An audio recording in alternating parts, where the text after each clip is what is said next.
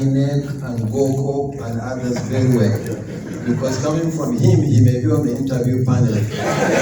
And he has let the cat out of the bag.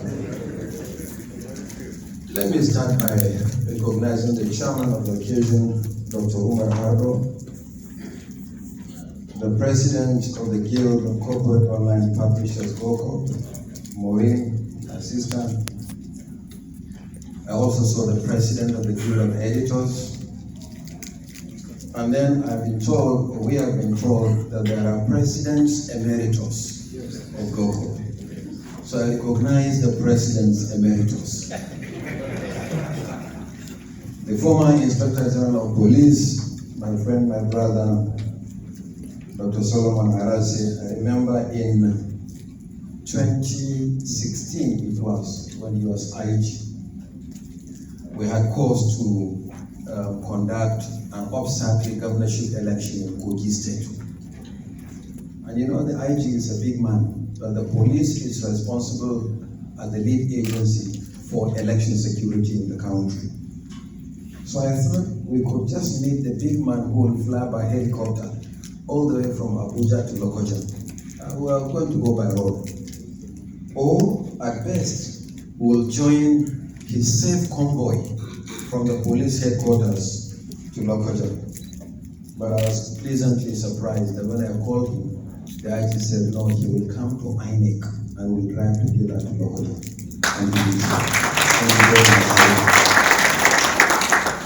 At the same time, we also conducted another off-cycle election, this time around in Bayelsa State. And he flew a day to the occasion to Port Harcourt. We stayed in the same hotel and drove all the way from Port Harcourt to Nakor.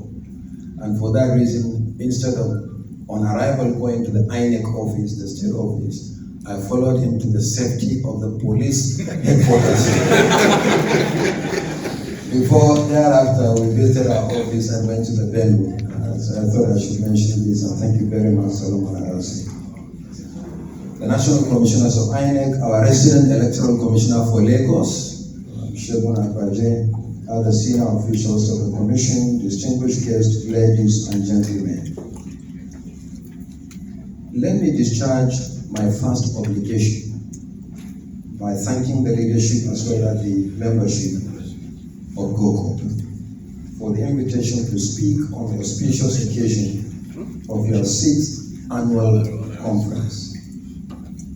Maureen, in introducing GOCO, turned to what she called the high table.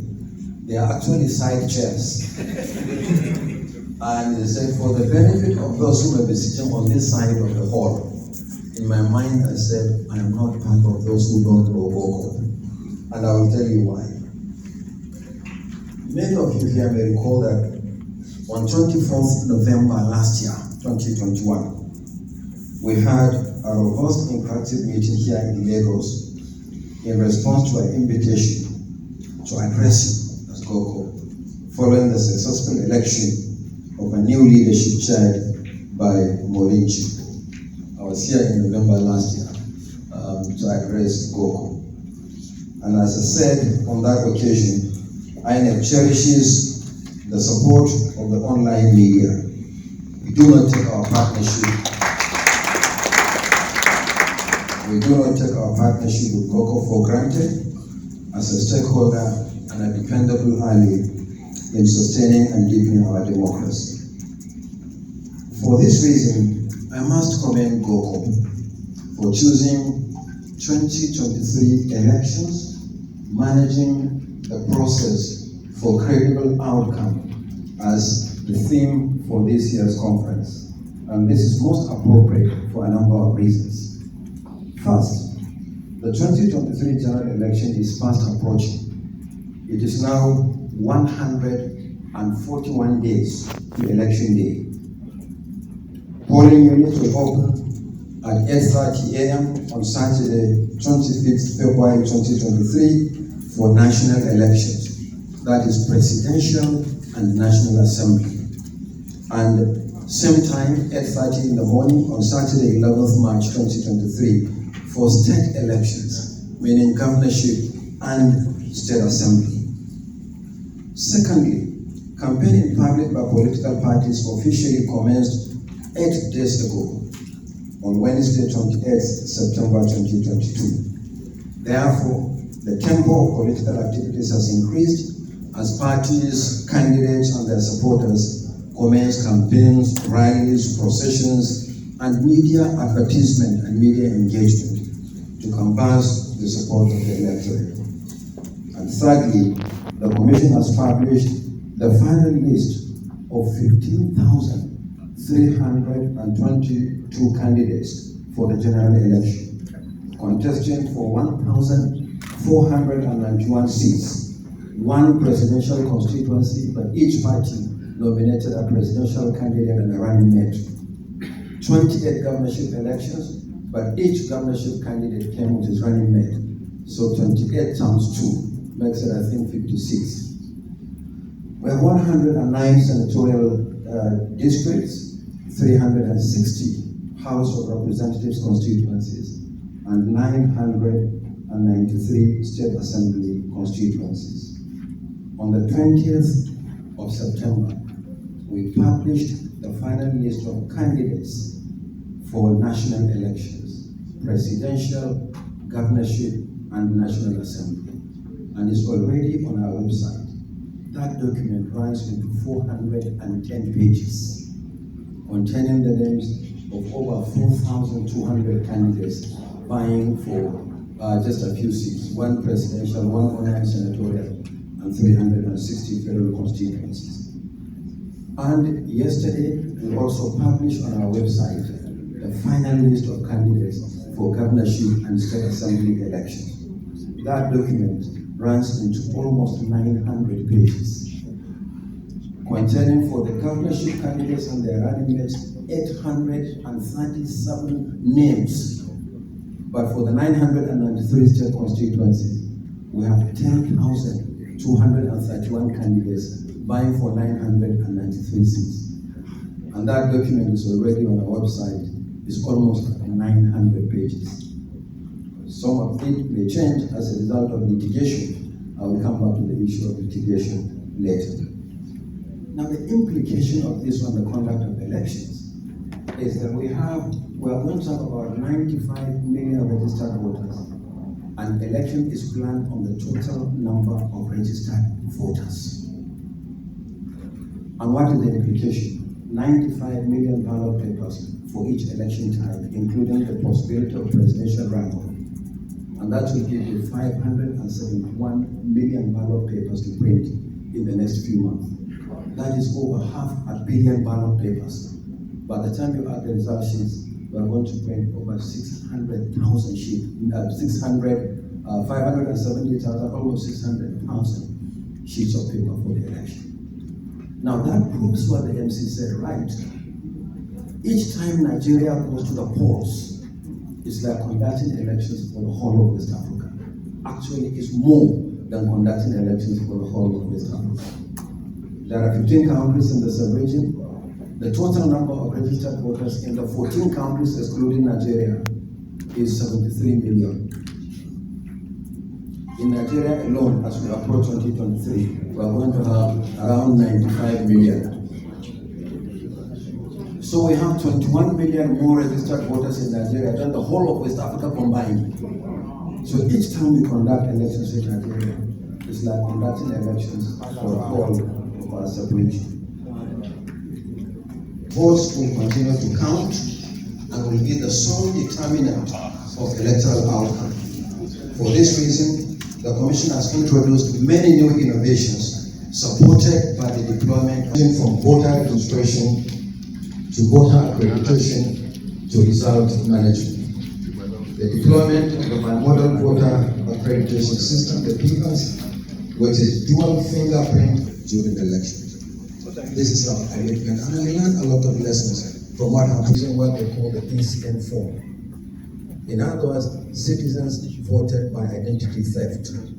All you need to do is drop another person's ID, voter's card, go to the polling units. The machine will read the card as genuine and authentic issued by the Commission, but the machine will never read the fingerprint, because the fingerprint in the chip embedded in the card does not belong to the person who presents it.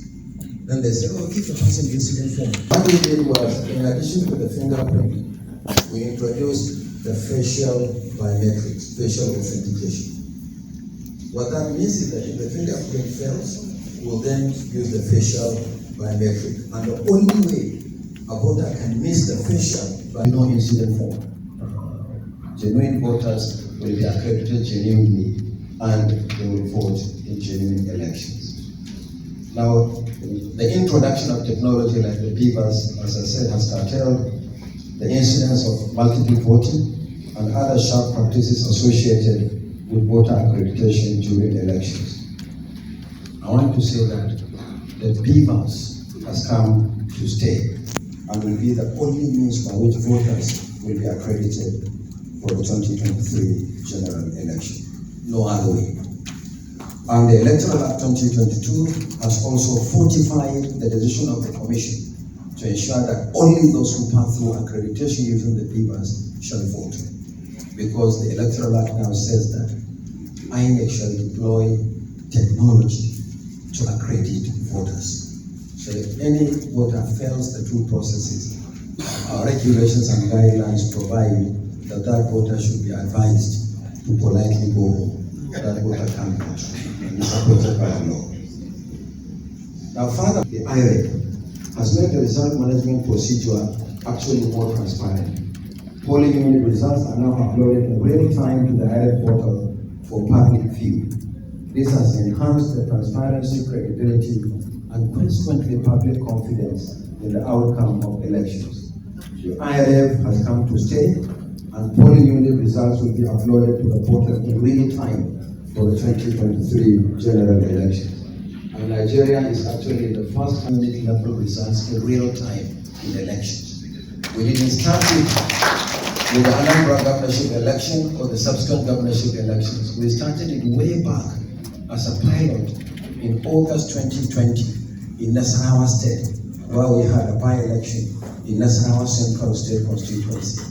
And I was very happy when I visited Kenya to observe the elections last month, in August.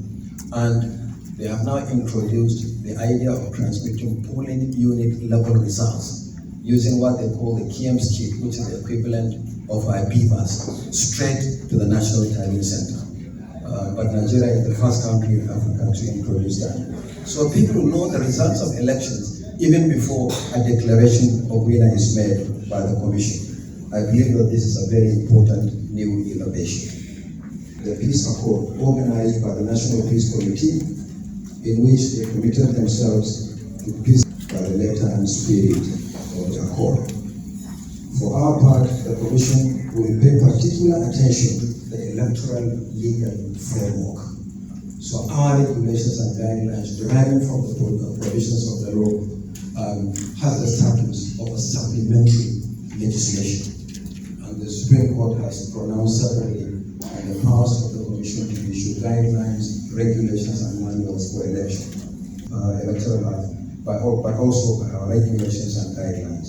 We will pay particular attention to peaceful campaign devoid of abusive, intemperate, and slanderous language, as well as the use of innuendos and insinuations likely to provoke a counter-reaction resulting in the breach of peace.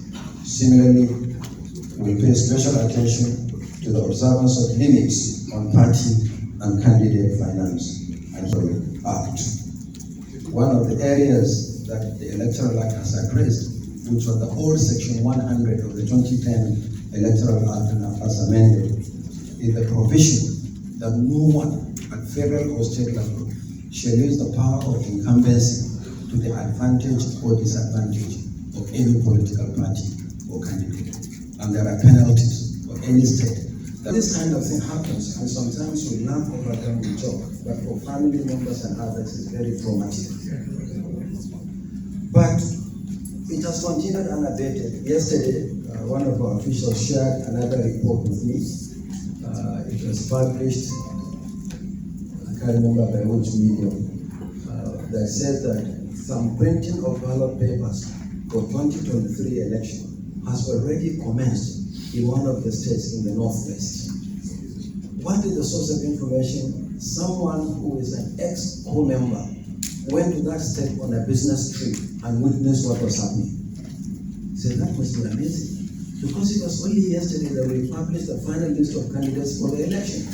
It is only after we publish the list of candidates that we can ascertain in which constituency a political party is fielding candidates.